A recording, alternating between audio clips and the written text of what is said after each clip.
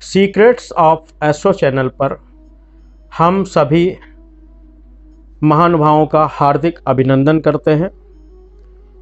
इससे पहले आपने मांगलिक दोष कब और कैसे का वीडियो देखा होगा और समय सीमा ज़्यादा हो जाने के कारण हम उसे पूर्ण रूप से नहीं व्यक्त कर सके।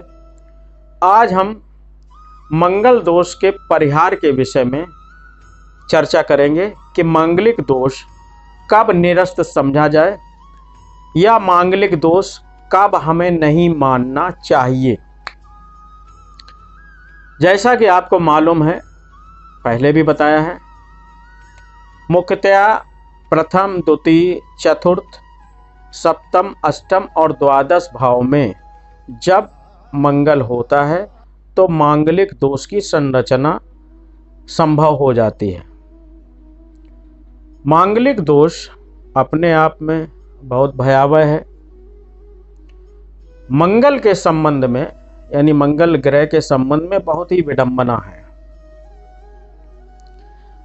मंगल ग्रह पहले, दूसरे, चौथे, सातवें, आठवें, 12वें यदि है तो मंगल ग्रह की हम लोग कल्पना कर लेते हैं।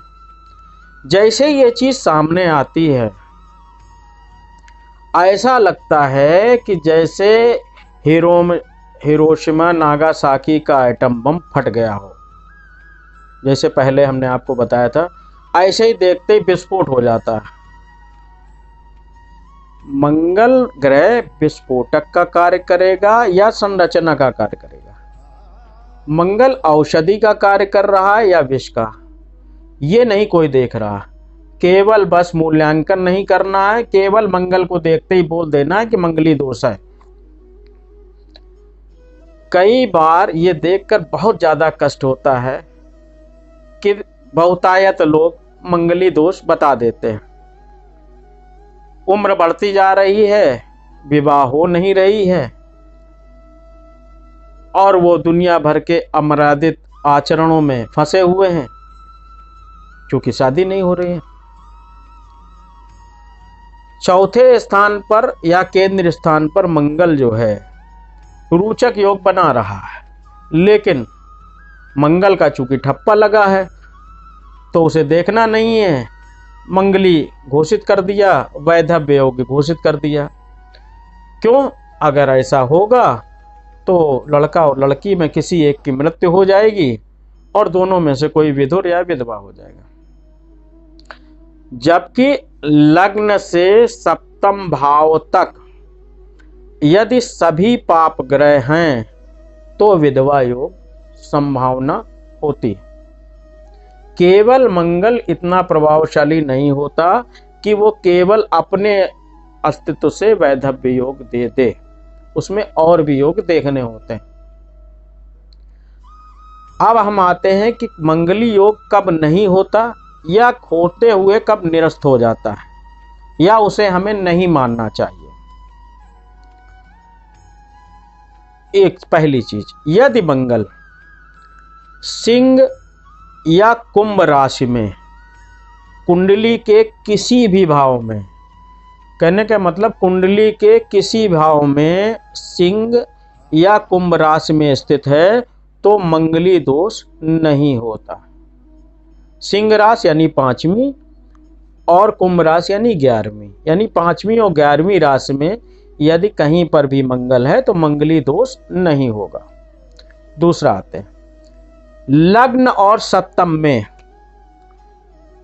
जहां से शुरुआत हो रही है और उसके सामने और सप्तम में यदि उच्च का या नीच का मंगल है तो मंगल दोष नहीं होता। उच्च का मंगल यानी मकर राशि में यदि मंगल है तो उच्च राशि में मंगल कहलाता है, और नीच राशि में मंगल का मतलब होता है कि जब वो कर्क राशि में, यानी कर्क और मकर लग्न सप्तम में अगर है आती है और मंगल उसमें है तो मंगल दोष नहीं होगा। तीसरी चीज, द्वितीय भाव, दूसरे भाव में यदि बुध की कोई भी राशि होती है तो मंगल दोष नहीं होता।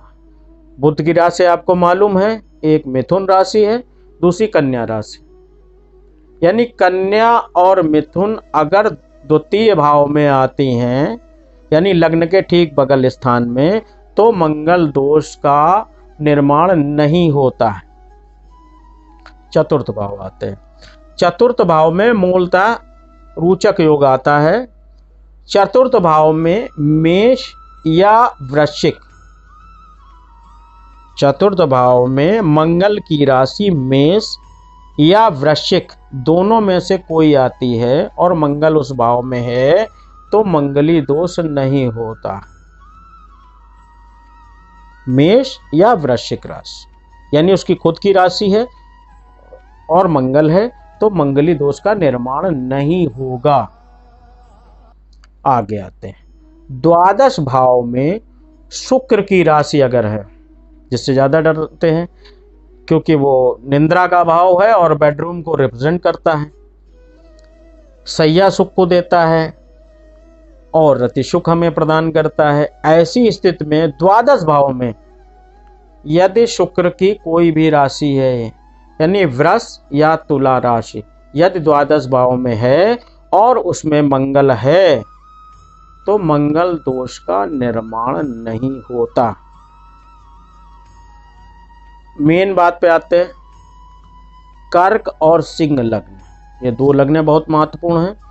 किसी की कर्क लग्न है या किसी की सिंह लग्न है, इसमें मंगल कहीं पर भी हो, मंगल दोष का निर्माण नहीं होता है। बशर्ते ये है कि उसके साथ में मंगल जो है पापाक्रांत न हो, यानी पाप ग्रह मंगल के साथ में न हो या मंगल पापकर्तरी योग में न हो। एक चीज, कहीं कहीं पे विद्वान ये भी मानते हैं कि यदि केतु के नक्षत्र में मंगल है तो मंगली दोष नहीं होता। केतु के नक्षत्र आपको मालूम है, अश्विनी है, मघा है और मूल है, यही तीन नक्षत्र होते हैं। अगर इसमें मंगल है तो मंगली दोष नहीं होता है। इतने आयामों को देखने के बाद भी अगर कोई मंगल दोष की संरचना कर देता है तो बड़ा हास्यास्पद है।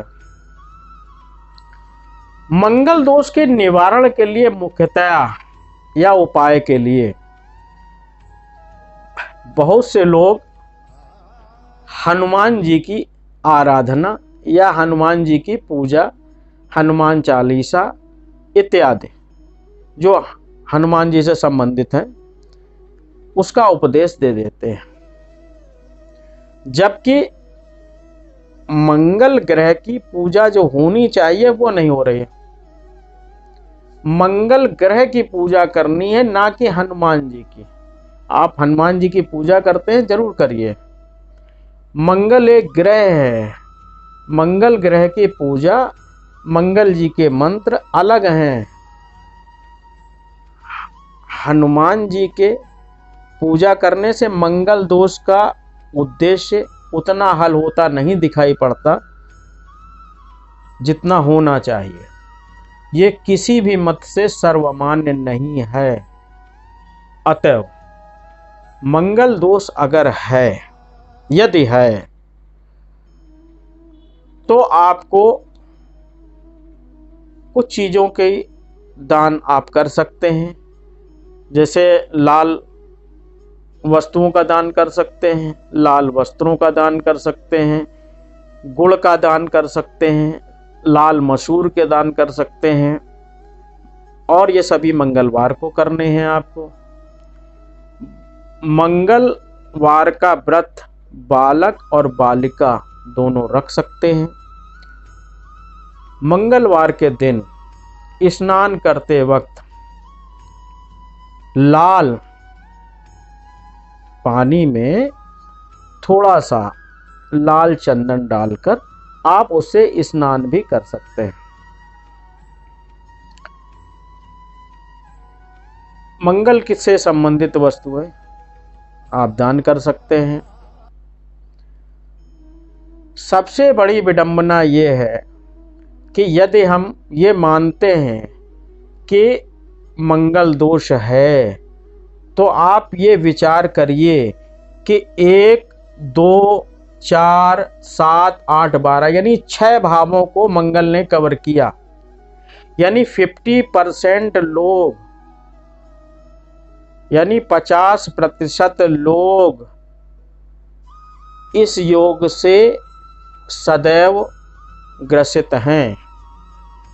तो भाई इस हिसाब से अगर जैसा प्रचलन में है कि इन भावों में आ जाता है तो आम आदमी बता देता कि भाई मंगल दोष है। तो अगर सब में मंगल दोष ऐसे माना जाएगा तो 50% व्यक्तियों के विवाह नहीं होंगे। अब आप समझिए समाज में कितना बड़ा असंतुलन पैदा हो जाएगा। यानी 50% के विवाह होंगे और 50% के विवाह नहीं होंगे। और जिन 50% के विवाह होंगे उनके किस स्थिति में होंगे ये ईश्वर मालिक है। इसलिए गंभीर चिंतन का विषय है। मंगल के विषय में, मंगल के भावों के विषय में बहुत जिम्मेदारी से, बहुत चिंतन के उपरांत और बहुत समीक्षा करने के बाद इस महत्वपूर्ण विषय पर अपने विचार व्यक्त करने चाहिए। क्योंकि मंगल दोष होता है, सर्वमान्य है, लेकिन मंगल दोष का निराकरण भी कुछ भावों से होता है। इस पर विचार आवश्यक है। हम आशा करते हैं कि आप हमारी बातों को पूर्णतया समझे होंगे। अगर आपको हमारी बातें, हमारा वीडियो रुचिकर लगता है तो आप इसे अपने शुभचिंतकों में शेयर करें और सब्सक्राइब कराएं ताकि हम और अच्छे से अच्छे वीडियो आपके समक्ष लाने का प्रयास करें।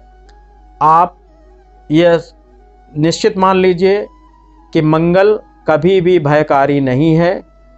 मंगल से ही हमारे जो सेना तैनात है वो रिप्रेजेंट होती है।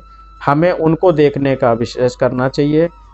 हम किस रूप में मंगल को लेते ये विचारणीय है। अच्छा, आशा है आप सभी लोगों को हमारा वीडियो पसंद आया होगा। धन्यवाद। जय श्री राम।